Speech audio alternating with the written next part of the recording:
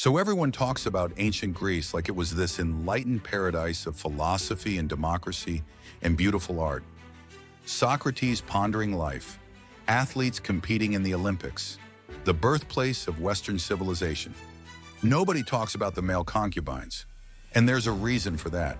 Because what happened to these young men and boys doesn't fit the romanticized version of ancient Greece that gets taught in schools. It's uncomfortable, it's dark, and it reveals a side of Greek society that most people would rather ignore. Let's be clear about what a male concubine actually was in ancient Greece. You're not a prostitute working independently. You're not choosing your clients or setting your terms. You're owned property, usually a slave, kept specifically for the sexual pleasure of wealthy Greek men. And yes, this was completely legal and socially acceptable. Most male concubines were slaves. You didn't choose this. You were either born into slavery or captured in war, or bought from slave traders who specialized in attractive young males. Greek men had very specific preferences. They wanted young males, usually between 12 and 18 years old, before you've fully matured, before you've grown a full beard, while you still have that youthful appearance that Greek culture fetishized. If you were a particularly attractive slave boy, your owner might recognize your value as a concubine and train you specifically for that role.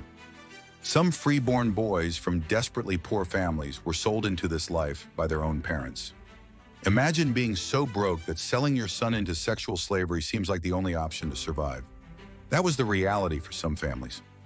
Once you're designated as a concubine, that's your life. That's your purpose. Your body exists for someone else's pleasure, and you have zero say in the matter. Here's where we need to talk about something deeply uncomfortable. Ancient Greek society had a practice called pederasty, which was a relationship between an adult man and an adolescent boy. This wasn't considered wrong in ancient Greece. It was actually seen as educational and beneficial. The older man would mentor the younger male, teaching him about politics, philosophy, athletics, how to be a proper Greek citizen. And this mentorship included a sexual component. In the idealized version, this was supposed to be a respectful relationship with some mutual affection. The reality of concubines was very different. You're not the beloved student being mentored by a respectful teacher. You're property. You're a slave whose purpose is sexual gratification. There's no mentorship, no education, no path to citizenship. Just use. Your owner and whoever else he allows to use you can do whatever they want. You don't get the romantic courtship that freeborn young men might receive. You don't get poetry written about your beauty or respectful pursuit.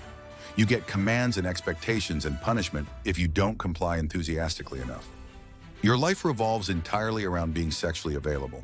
You're kept in your owner's household, usually in comfortable enough conditions because your appearance matters. You need to stay attractive, healthy-looking, desirable. This means regular bathing, oiling your skin, removing body hair, keeping yourself presentable at all times. The sexual acts you're expected to perform aren't optional. Ancient Greek society had very specific ideas about sexual roles. The penetrative partner was dominant, masculine. The receptive partner was submissive, feminine. As a concubine, you're always in the receptive role, always submissive, always on the receiving end. This is what you're for. And it's not just your owner.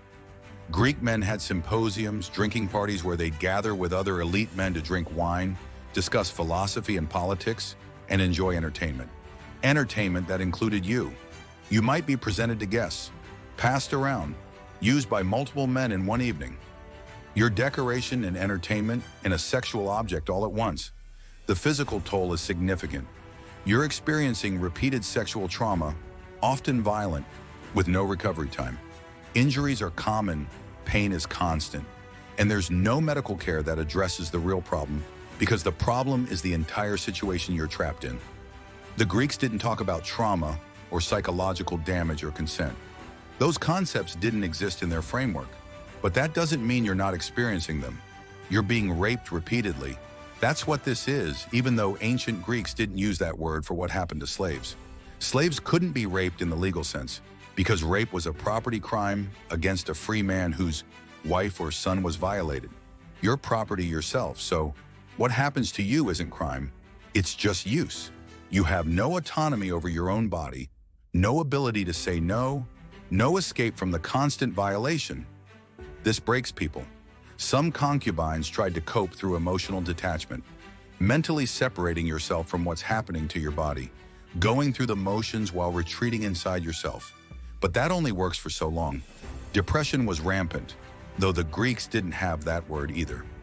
You're living in constant despair with no hope of things getting better. Suicide was common among slaves in general and concubines in particular.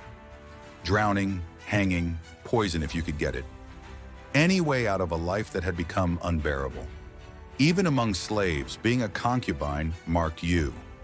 Other slaves might look down on you because of the sexual nature of your slavery.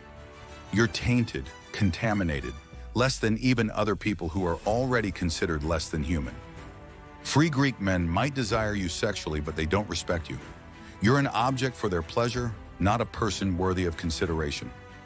You can't have real relationships. You can't love someone freely. Any connection you try to form is happening in the shadow of your status as a sexual slave. The isolation is crushing. You're surrounded by people but utterly alone, used constantly but never truly seen as human. Some slaves in ancient Greece could hope for freedom. They might be freed in their owner's will. They might save money and buy their freedom. They might be freed as a reward for good service. Male concubines rarely got freed. You're too valuable. As long as you maintain your youthful appearance, you're generating pleasure for your owner. Why would they give that up?